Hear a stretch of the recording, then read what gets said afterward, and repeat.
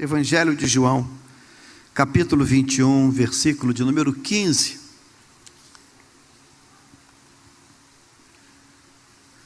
Diz a palavra de Deus assim: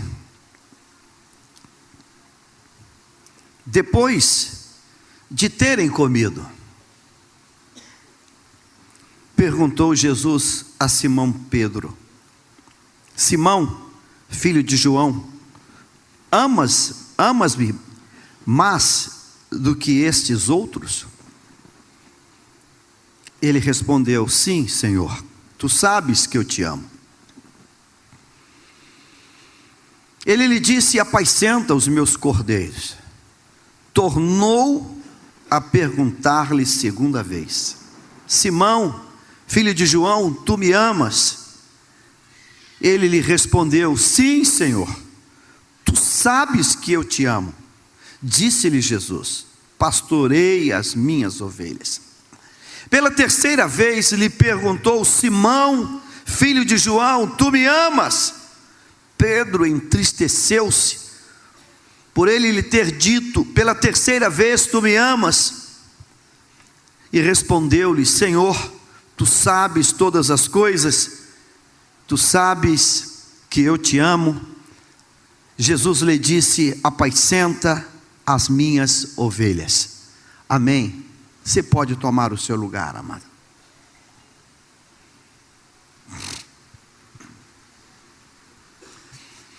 Eu quero, nesta noite, que o Espírito de Deus, Ele nos conduza dentro desse texto, para que a gente pratique um olhar para esse texto, não a partir de uma, vamos chamá-la de perspectiva natural. Uma perspectiva natural é pensar Pedro sendo interrogado por Jesus. Vamos trabalhar esse texto na direção contrária. Vamos pensar esse texto a partir de Jesus.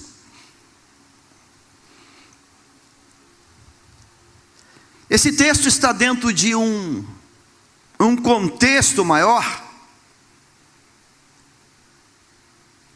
que ele começa com uma absoluta premeditação, a partir do versículo 15. O texto diz assim: depois de terem comido. Esse texto, essa sutil colocação de João, ela revela para nós que Jesus, ele esperou uma satisfação do grupo. Você lembra, nós nos lembramos, que o capítulo 21 começa contando que os discípulos, eles, vivendo uma crise, decidem sair para pescar. Siga esse raciocínio. Depois disto, Jesus morto, ressuscitado, o plano pensado, esvaziado, diz o texto que Pedro diz assim: eu vou pescar. E os discípulos, quase todos, dizem: nós também vamos contigo. Naquela noite não pegam nada, não pescam nada, mas ao clarear da madrugada, estava Jesus na praia. Todavia os discípulos não conheceram que era ele, e Jesus faz uma pergunta, versículo 5, perguntou-lhes Jesus: filhos, tendes aí alguma coisa de comer? Então lhes disse, responderam: não. O ambiente é crítico, o ambiente é terrível. Os planos estavam todos aniquilados. os planos humanos, terrenos, como é que vai ser, como é que não vai ser, tudo de água abaixo. Não saiu conforme o desenho de cada um deles, em especial de Pedro, que era um líder nato desse grupo. Pedro então, frustrado, ele mergulha em 3 anos lá atrás. Ele era pescador e Jesus disse: olha, você agora vai ser pescador de homens, e larga o barco, larga tudo. E ele, 3 anos, ele é conduzido por Jesus, ele é ensinado, tratado, ministrado, mentoreado, uma palavra moderna de hoje. Ele é discipulado por Jesus. 3 anos. Na última semana de Jesus, para findar o ministério, Pedro consegue se transformar na maior decepção que Jesus poderia experimentar, excluindo o elemento Judas Iscariotes. Pedro consegue fazer coisas que talvez, permita-me dizer, até o diabo duvidava que isso seria possível. Até o diabo duvidava que Pedro teria essa capacidade de fazer tantas coisas estranhíssimas na última semana de Jesus. Imagine você tentar fazer uma ilustração assim, muito pobre, mas para te dar ideia. Imagine você, alguém que namora e faz o noivado, namora 2 anos e 11 meses, grávidas, 2 anos e 11 meses de namoro, um namoro tranquilo, faltando 1 mês para o casamento, isso inclusive foi pauta de filmes hollywoodianos. 1 mês para o casamento, o noivo ou a noiva diz assim: vou fazer uma festinha com os amigos para despedida de solteiro. E faltando 1 semana para o casamento,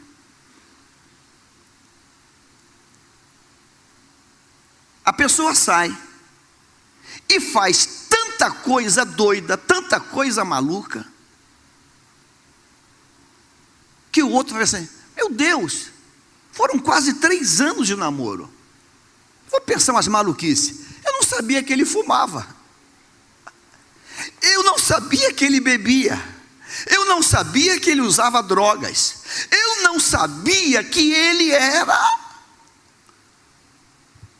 um prostituto. Como essa pessoa conseguiu me enganar dessa maneira? Foi só uma despedida de solteiro. A pessoa fez tudo que nunca tinha feito nos 3 anos, vamos chamar praticamente de namoro. É exatamente o que Pedro fez com Jesus no final do ministério.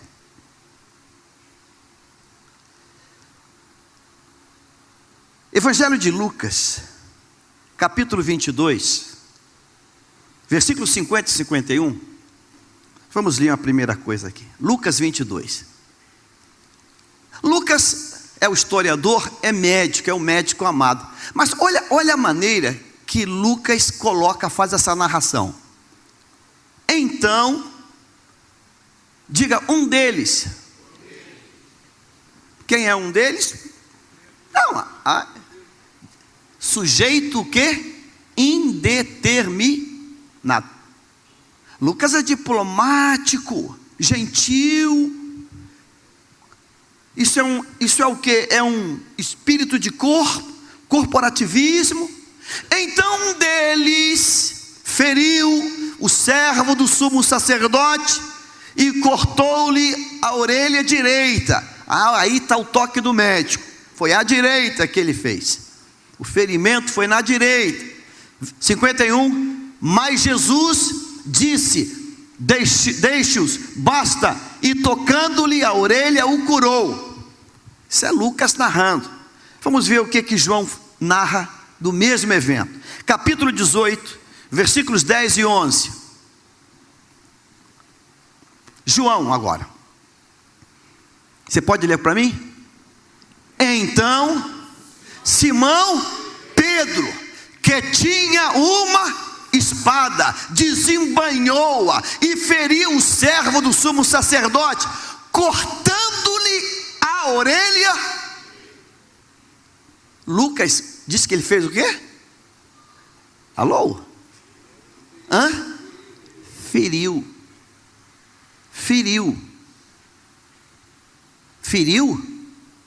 É algo subjetivo. O que é ferir? É subjetivo. João não é médico. João dá nome ao autor. Pedro, Simão Pedro. 2. João identifica a arma do crime. Ele desembainhou a espada que ele tinha. 3. Ele cortou a orelha direita. E o nome da vítima era Malco. Versículo 11. Disse, pois, Jesus a Pedro: mete a tua espada na bainha. Como? Pescador, discípulo, 3 anos. Tinha que ter rede, anzol, qualquer coisa, menos espada. Menos espada. É o Getsemane de Jesus. Ele está preparando-se para a cruz. E Pedro tem uma espada que pertence a ele. Ele não tomou de nenhum guarda. Então Pedro anda armado.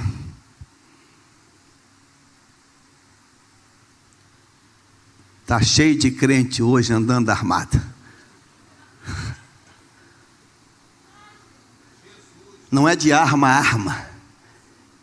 É arma língua. Ou não tem?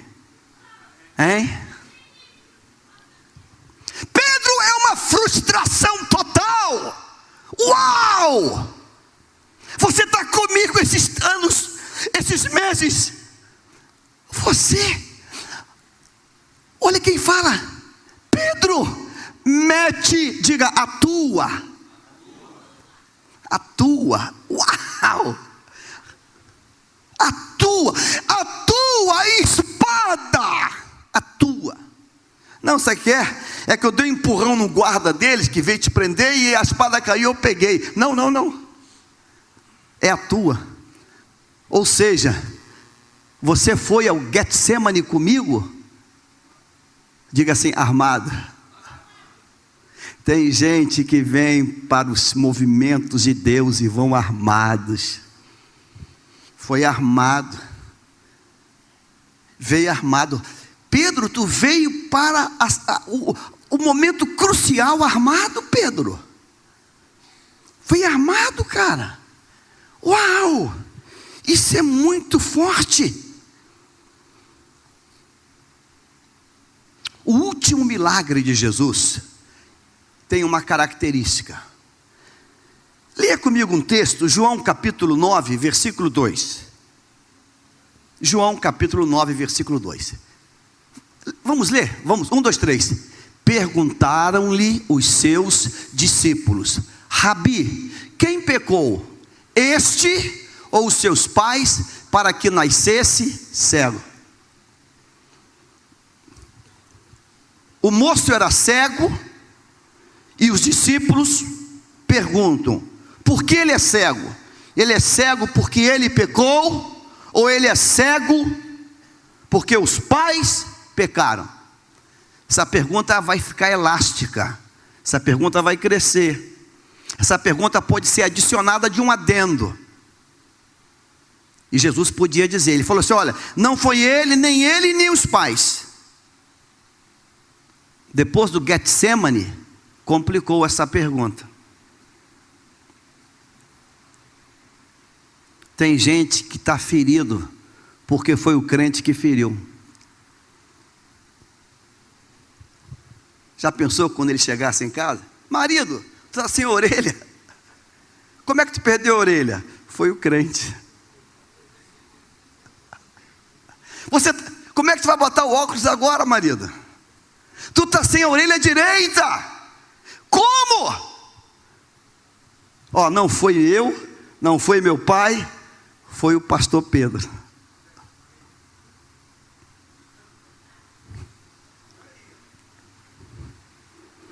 Diga assim: Jesus, ainda hoje, tem que fazer milagre, por causa de crente.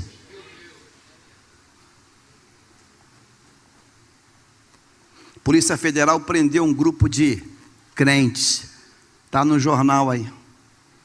Pegavam crentes, induzia a vender seus bens, levavam para uma fazenda e transformavam os crentes em trabalhadores escravos. Fresquinha dessa semana. Federal deu blitz, Minas, São Paulo, em vários estados do Brasil. Os crentes andavam de Mercedes. E os crentes outros que foram cooptados, viviam lá no meio da enxada. Diziam a ele que Jesus é a verdade que liberta.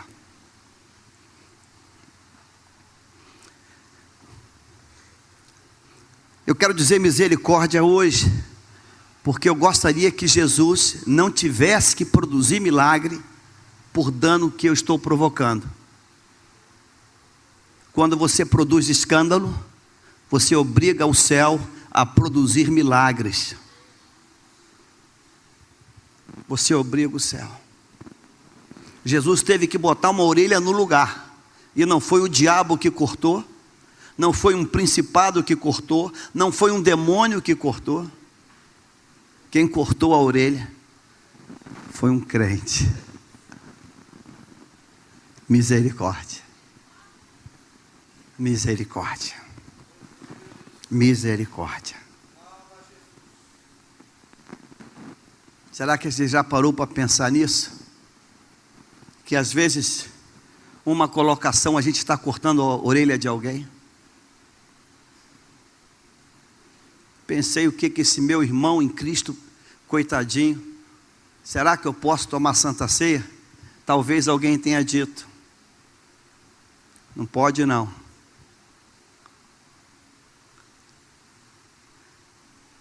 Vamos começar agora a servir a Santa Ceia. Quem é membro daqui, permanece. Quem não é, por favor, saia daqui agora.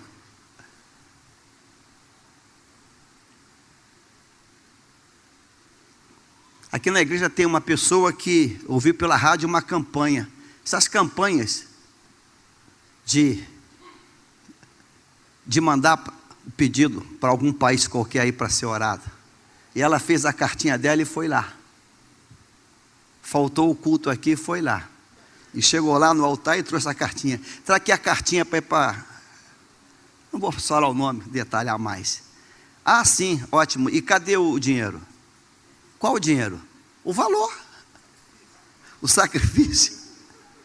Ela mete a mão e tira lá 10 prata. Não é isso não. Para ir para lá, para a fogueira, não é esse. O valor tem tabela, o valor é outro. É esse valor.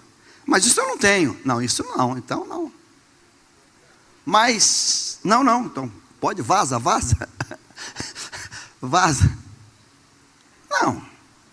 Para ir para lá, você tem que fazer a carta e o sacrifício. Ei! Tem gente cortando a orelha. E Deus tem que fazer milagre, porque crente está cortando a orelha. Agora eu quero que você olhe isso pelo lado de Jesus. Onde ele aprendeu isso comigo? Onde ele aprendeu isso comigo? Onde? O que você está fazendo? Tu aprendeu com quem? O que você está praticando? Você aprendeu com quem? Tente responder isso. Tente. Quando Pedro se arrumou, botou a bata dele, a túnica dele, e pegou. Irmãos, para você botar uma espada na tua cintura, tu tem que ter o quê? Pegar um cinto, amarrar o cinto, ajeitar aquele espadão. Quando ele botou aquele espadão, que dia foi que ele viu Jesus com espada na mão? Nunca. Ele pensou como aquela propaganda, vai que, a gente precisa disso lá no, vai que. Ele foi armado. É por isso que quando Jesus está orando e eles não conseguem orar, é porque para orar, ajoelhar com uma espada na cintura é meio complicado mesmo. É meio difícil, é um pouco, vai desajeitar um pouco. Pedro é a mega frustração de Jesus. Mas como se isso fosse pouco, depois da espada, Pedro nega, diz o que não diz, espragueja. Pedro faz tudo que jamais devia ter feito. Aí quando Jesus vence a morte, ressurgiu poderoso, ele encontra Pedro na praia. Aí diz o texto de maneira muito sutil, assim: depois de terem comido, Pedro deixa o ambiente ficar mais tranquilo, Jesus mais tranquilo, todo mundo alimentado. Depois que a gente come, a gente está como? Qual é a sensação que está em nós? Satisfeito.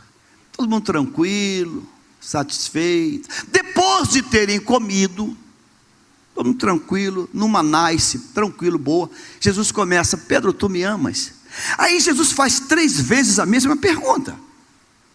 Então eu quero olhar esse texto não a partir de Pedro, mas a partir de Jesus. Por que Jesus fez essas perguntas? Vamos tentar responder por quê. Jesus tinha carência de ser amado por Pedro? Jesus estava carente. Olha, se você não falar que me ama, eu me mato. Ele tem carência? Tem? Não. Ele é Deus, independente de Pedro, ele é Deus. Ele é Deus, independentemente de Pedro amar ou não amar, ele permanece sendo Deus.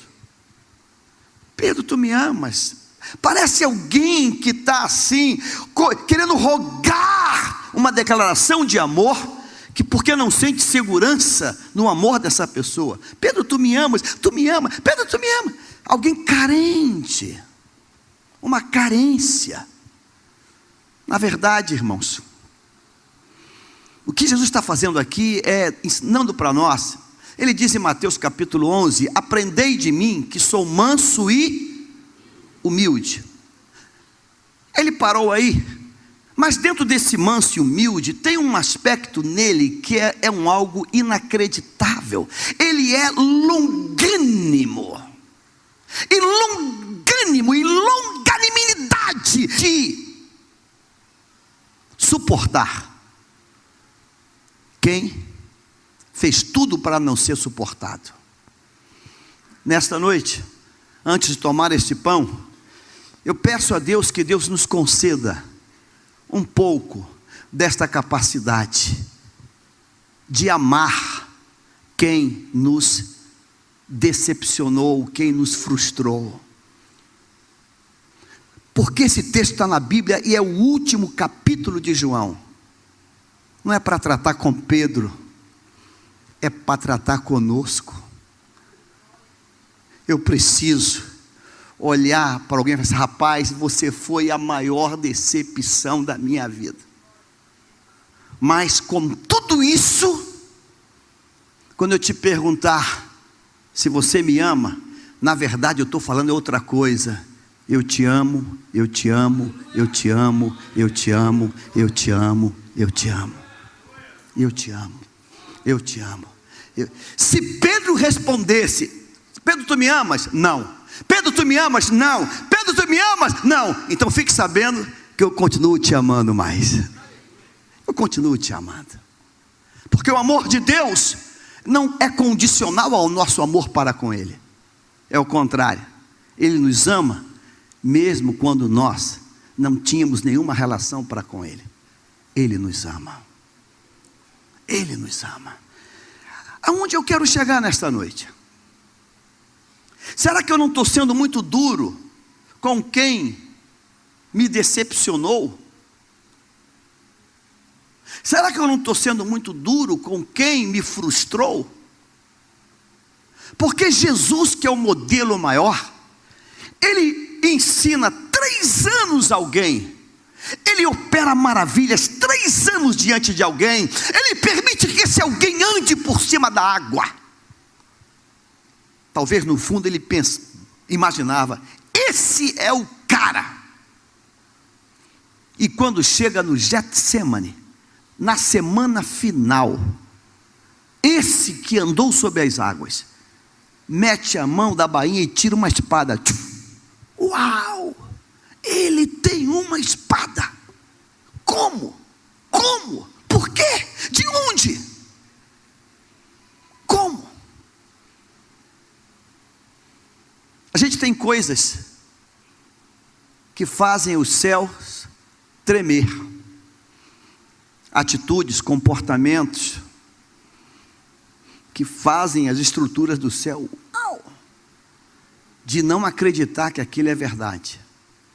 Pedro não apenas tem uma espada, ele não apenas ameaça, ele parte para os finalmente, ele detona a orelha do rapaz. Jesus está diante de um impasse. Eu faço milagre no rapaz, eu repreendo esse. Cara, eu não esperava isso de você. Eu não esperava isso de você.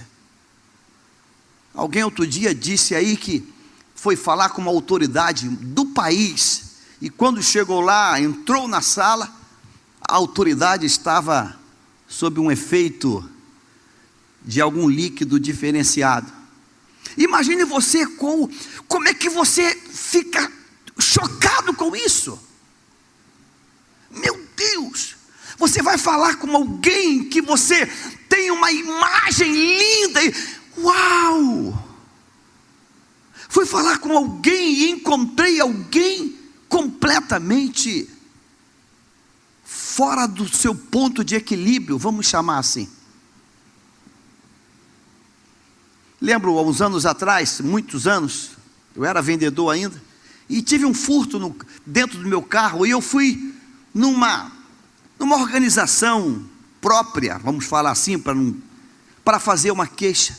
E quando eu cheguei naquele local, entrei tenso, haviam arrombado o carro, levado um negócio, eu entrei lá no local, eu quero fazer uma queixa-crime, e alguém que me atendeu, com uma arma na cintura, investido de autoridade, estava possuído de todos os líquidos possíveis, do 1 ao 51. Aí eu olhei para a pessoa não aguentava em pé. Eu falei, meu Deus, será que eu entrei no lugar errado? Será que Jesus, eu estou no lugar errado? Eu falei, não, isso aqui, mas é o lugar certo. Você quer falar o quê? Eu falei, meu Deus, o moço está completamente bêbado. Sabe o que eu fiz? Nada. Eu falei, não, já passou, não, deixa para lá. Eu falei, como é que eu vou dar um depoimento para alguém que é uma autoridade, que está dentro do balcão e que está completamente fora de si? O que aconteceu? Pensando bem, não aconteceu nada. Boa noite para o senhor. Boa noite, boa noite. Eu fiquei até com medo de ficar ali. Uma frustração, porque jamais podia imaginar que naquele local tinha alguém fora do padrão que eu imaginava que devia ter. Jesus, 3 anos com Pedro, 3 anos, viveu tudo. No Getsemane, Pedro tem uma arma, que é dele. Ele tira a arma, ele corta uma orelha, e Jesus tem que fazer um milagre por causa dele.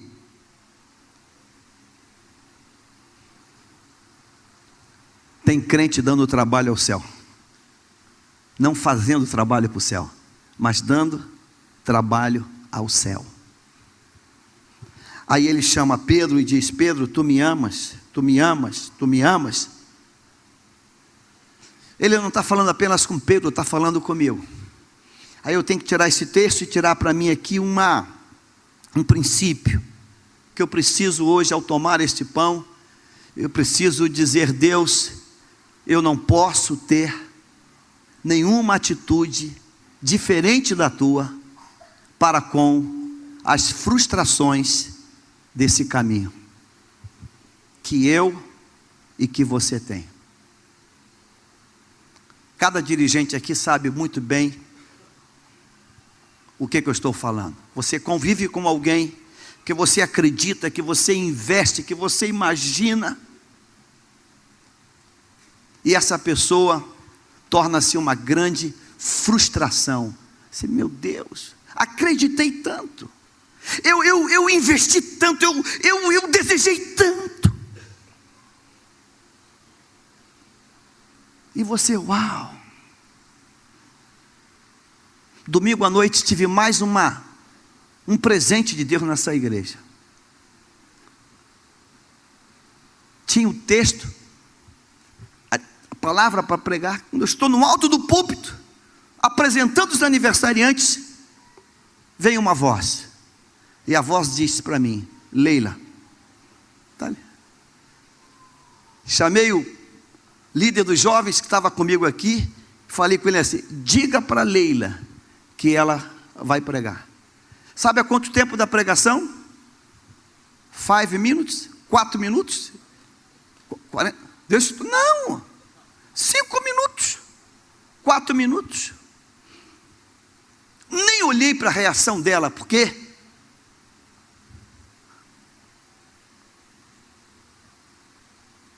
não duvidei de quem ouvir.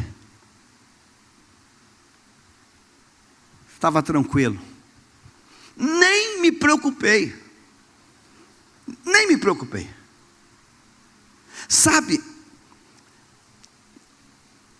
a maior e melhor sensação de um líder, de um grupo, de uma classe, de um departamento, é quando você vê que a direção vai naquela direção que Deus desenhou e você está vendo cumprir.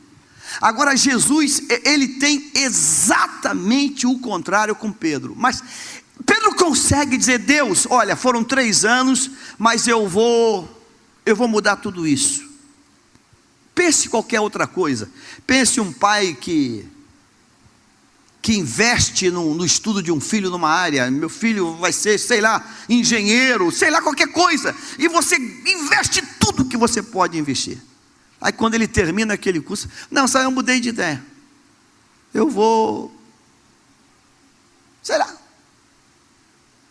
você trabalhar com restaurante, com comida, ser um cozinheiro. Uau! Por que não falou isso nos 5 anos antes do curso? Toda a fortuna que foi paga. Não, mas é o que eu decidi. Foi o que eu resolvi. Ou alguém que, digamos, fez medicina, quando terminou, uau, não, eu vou ser ator, mas tudo medicina ainda, não, mas é o que eu decidi. Por que não decidiu isso lá atrás, há 6 anos atrás? Pedro vem, e quando ele anda por sobre a água, acho que Jesus fala assim: esse é o cara. Quando chega no Getsemane, ele tem uma espada. Sai do Getsemane, ele nega, xinga, ele faz tudo que quer, o que não quer fazer. Aí quando Jesus levanta, vencendo a morte: Pedro, tu me amas? Pedro, tu me amas? Pedro, tu me amas? Ele está falando comigo hoje aqui. Qual é o meu grau de longanimidade? As frustrações e as decepções. O de Pedro era pavio curto. Senhor, a gente perdoa quantas vezes? O dele é pavio curto. E o Senhor diz para ele: Pedro, o diabo me pediu para se andar contigo. Aí ele fala assim: eu roguei por ti. A gente às vezes passa essa leitura rápida. Rogar por ti não implica, não significa que ele tenha dito: o diabo não vai ser andar. O diabo vai ser andar contigo. O diabo se andou com Pedro. O diabo se andou com Pedro. E Pedro, ser andado pelo Senhor, enfiou os pés pelas mãos. Mas Jesus continuou amando a Pedro. Alguém outro dia disse para mim assim: pastor, eu perdoo tudo, menos isso. Pavio curto. Eu quero nesta noite dizer, ao tomar esse pão e ao tomar esse cálice: Senhor, me ensina hoje. Eu preciso ser mais longânimo.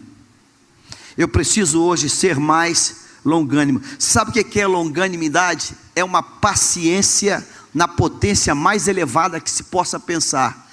É uma paciência extrema.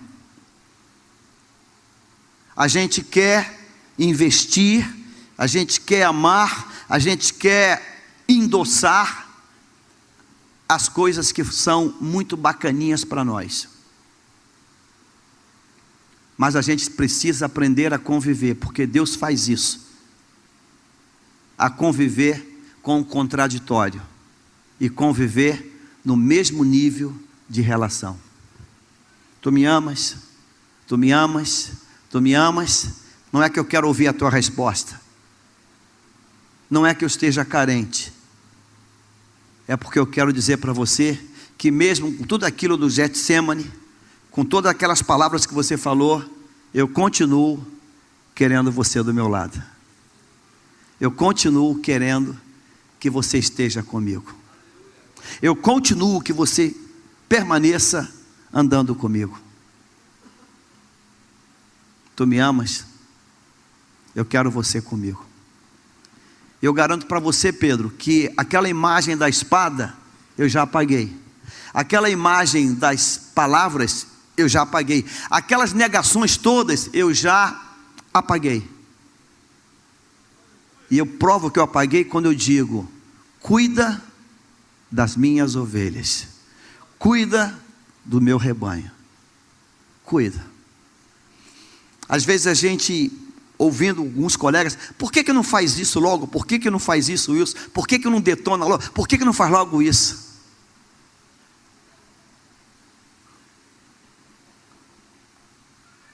Vamos aprender com Jesus. Vamos aprender com Jesus. Vamos aprender com Jesus. Vamos aprender com Jesus. Mas vamos aprender com Jesus. Vamos aprender. Mas vamos aprender com Jesus. Vamos. Então, Pedro, tu me amas? Não é Pedro em questão. Em questão é o ofendido que está disposto a permanecer ao lado do ofensor. É o contrário. Pedro, tu me amas? Eu estou dizendo: Pedro, eu sou a vítima dessa história. Mas mesmo sendo a vítima, eu quero dizer que eu não abro mão de você. Eu não abro mão de você. Eu quero nessa noite, ao tomar este pão, dizer: Deus, dá-nos essa capacidade de ser longânimos. E dizer: Deus, todas as coisas que foram registradas, que foram ditas, que foram deixa eu pegar tudo isso aqui, Senhor, e dizer: Deus, eu vou dizer que isso aí é aspecto da natureza humana. É aspecto da natureza humana. Alguém hoje à tarde conversando comigo, está aqui, falou: como é difícil, né, pastor? A gente vai tendo situações e vai machucando. E eu disse para essa pessoa: é Deus que permite isso. É Deus. Irmão, se nós vivêssemos num mundo de todos iguais, não ia ter muita graça. É exatamente quando a gente vive nesse mundo que a gente vai apanhando aqui, apanhando lá, apanhando acolá. É exatamente nessa movimentação que nós vamos sendo lavados dia a dia até chegar na presença de Deus. A maior identidade que podemos ter é o amor. Que temos que aprender é o amor. E amar talvez seja a mais difícil de todas as virtudes, porque você amar quem é bacaninha é a coisa mais fácil do mundo. Agora você amar quem te decepciona é muito difícil, mas é o que Ele manda fazer.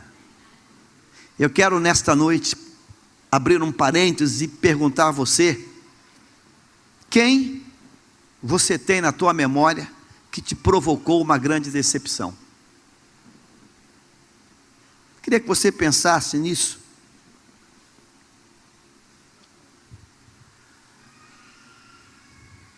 A guerra do Vietnã, a nação americana lançou uma bomba atômica. Um fotógrafo fez uma foto que virou um ícone daquela guerra. Tem uma menina correndo na rua, sem roupa. A radiação aniquilou o tecido da roupa dela e queimou todo o corpo dela. Aquela menina hoje é uma mulher madura, uma senhora. Alguns anos atrás, ela saiu do país dela e foi aos Estados Unidos encontrar o piloto que soltou aquela bomba. Ela disse: eu não posso morrer sem encontrar o piloto, olhar no rosto dele e falar com ele: eu te perdoei, eu te amo e eu não tenho absolutamente mágoa contra você. O piloto perguntou por que ela fazia isso, e ela disse: porque eu fui conquistada por Jesus. Ele me alcançou. O corpo dela é todo marcado de queimaduras, uma radiação, mas ela disse: eu não podia morrer sem que você soubesse, olhando nos teus olhos, que eu te perdoo. Eu te perdoo. Eu não tenho mágoa contra você. Jesus, quando chama Pedro, Ele está dizendo, na verdade, nas entrelinhas, para mim hoje aqui: eu preciso ter o mesmo comportamento dele. Quem te decepcionou? Quem te frustrou?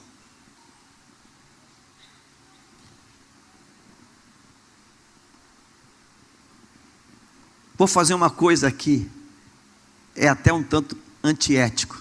Aqui tem um pastor hoje sentado aqui na minha frente, que humanamente falando eu diria: vá para qualquer canto, menos para a nossa igreja. E está aqui na minha frente, e ele não tem ideia do tamanho do amor que eu tenho por ele, da dimensão do amor que eu tenho para ele, e do reconhecimento de ver Deus na vida dele, e de tantas e tantas vezes entregar o microfone para sentar para ouvir ele, porque a cada dia uma oração precisa ser feita: Senhor, ensina-me viver João 21. Eu preciso viver João 21. Eu não posso tocar o ministério. Você não pode, com uma agendazinha: isso não, isso não, isso não. Eu não posso fazer isso. E eu preciso fazer de todas as maneiras possíveis que seja verdade esta palavra. Eu preciso praticar longanimidade. Então, nesta noite, ao tomar a Santa Ceia, eu estou falando de mim. Eu queria que você pensasse: tem uma pessoa que me magoou, que me feriu, tem uma pessoa que foi uma decepção para mim, mas eu quero hoje declarar diante de Deus que o meu conceito é mudado hoje. Eu mudo o meu conceito hoje, e se encontrar em algum canto, vou surpreender com um abraço, vou surpreender com: olha, foi de Deus te encontrar, para dizer: eu te amo, tenho orado, tenho pedido a Deus, tenho intercedido a Deus para que a bênção de Deus esteja sobre a tua vida, sobre a tua casa, sobre o teu ministério, sobre tudo que você pode imaginar. É a minha oração sincera diante de Deus. Você entende isso hoje? Se nós não entendermos isso, irmãos, esse ato da Santa Ceia, ele perde o sentido. Se nós não entendermos isso, esse ato da Santa Ceia, ele perde o valor. Jesus fala 3 vezes e vai terminar dizendo: Pedro, apacenta as minhas ovelhas. Apacentar as ovelhas é uma determinação que Deus dá a ele, aquele mesmo que frustrou, que negou, que mentiu, que fez tudo o que ele podia esperar, o que Pedro fez de Judas, mas não de Pedro. Mas foi a esse que ele diz: não abro mão de você. Não abro mão de você. Você tem alguém aí para pensar, para orar? Já pensou em alguém? Pensou em alguém que fez algo muito feio, que te fez chorar, que te decepcionou?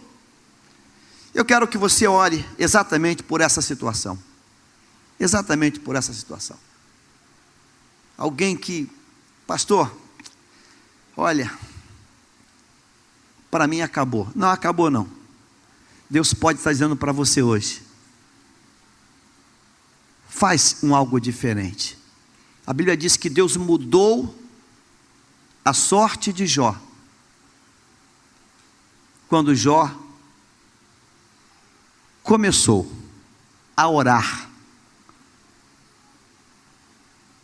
pelos seus, aspas, amigos.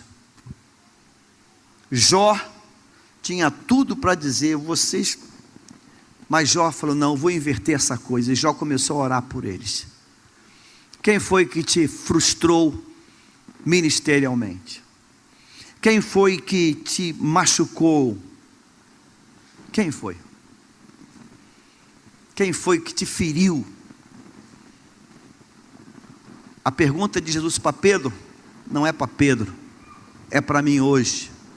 Esquece, Pedro, é o ofendido que está sendo revelado. Tu me amas? Não, eu continuo te amando. Vamos orar. Eu queria que você, se você tem uma história de alguém que, pastor, me difamou, me caluniou, pastor, queria que você orasse especificamente por essa pessoa. Especificamente por essa pessoa. Colocasse essa pessoa. Deus, se eu encontrar essa semana ou daqui para frente, a iniciativa vai ser minha. De dizer: eu quero dizer que eu te amo. Quero dizer que há perdão no meu coração. Vamos orar? Curve tua cabeça. Pense. Eu creio, não tenho dúvida, que na tua história de vida, em algum momento, alguém não foi íntegro, ou não teve integridade para com você. A palavra de Deus diz que devemos suportar. Então eu quero que você ore por essa pessoa. Pense, ore por essa situação. Ore por essa situação. Talvez é a partir desta liberação que um milagre vai acontecer dentro de você. Talvez seja exatamente isso que esteja travando, que esteja retendo algo profundo de Deus na tua vida. Talvez hoje Deus trouxe você aqui para romper um tempo novo na tua vida, no teu ministério, nas tuas finanças. Eu queria que você acreditasse nisso hoje. Pai querido, de forma muito específica, ó Deus, queremos liberar perdão para aqueles e aquelas, ó Pai, que foram agentes da decepção, da dor. Ó Deus, não queremos trazer à memória a imagem de alguém que tem arma, que fere, a imagem de alguém que mente, que nega.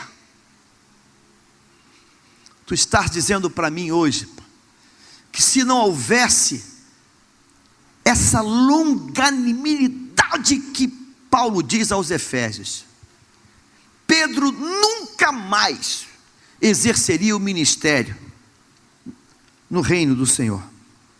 Nunca mais. Nunca mais Pedro seria alguém no reino do Senhor. Pedro não teria liberdade para realizar as coisas que realizou. Ele não seria o profeta da igreja primitiva em Atos. Ele não seria o autor das cartas, das epístolas. Ele não seria. Mas tudo isso aconteceu para ficar de maneira muito clara que tu é um Deus longânimo. Está dizendo para mim hoje, é exatamente assim que você tem que ser. Longânimo. Às vezes longanimidade passa por ideia de banana. Isso é um banana, isso aí é um fraco. É exatamente o contrário. Exatamente. O longânimo é forte, porque ele consegue superar a dor. O longânimo é forte, porque ele consegue suplantar a apunhalada. Por isso ele é forte. Eu peço a Deus por você hoje, que talvez foi ferido por alguém que você jamais pensou que poderia ser ferido. Doeu, e quem sabe está doendo até hoje. Mas você vai dizer hoje: Deus, eu quero, Deus, olhar essa pessoa com os teus olhos. Eu não vou olhar com os meus olhos, eu vou olhar com os teus. Porque com os meus, o olhar vai ser feio, não vai ser colorido. Mas com o teu, o olhar vai ser colorido. Pedro, apacenta as minhas ovelhas. Pedro, eu te unjo, eu te outorgo sobre você o pastoreio do meu rebanho. É assim que eu vou te enxergar, é assim que eu vou te ver, em nome de Jesus.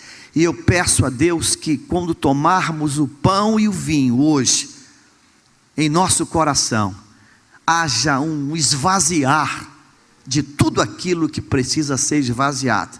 Vamos mandar tudo para o mar de esquecimento e vamos dizer: vamos caminhar juntos no reino novamente.